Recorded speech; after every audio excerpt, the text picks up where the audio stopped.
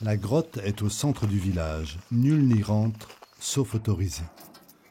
La seule locataire, une chauve-souris.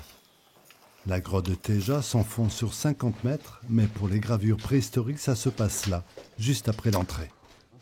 On voit la ligne de dos, hein.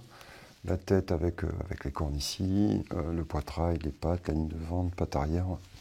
Ce qui est atypique de cette grotte, c'est le caractère très réaliste des œuvres gravées.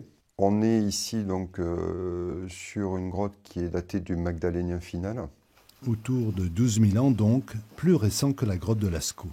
On présente souvent Téja comme le summum de l'art réaliste, très maîtrisé dans le trait, dans le dessin, dans la forme.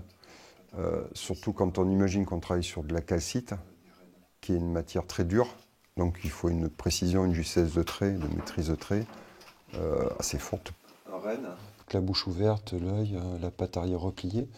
Pas de peinture à Téja, mais une quarantaine de gravures, dont certaines en perspective.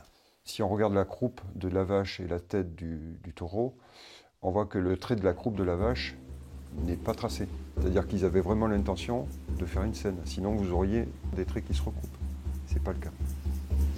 Ouverte au public jusque dans les années 2000, Téja est aujourd'hui réservée aux chercheurs. Avec sa frise de roc devenue son emblème, la grotte de Téja illustre l'apogée de l'art pariétal figuratif.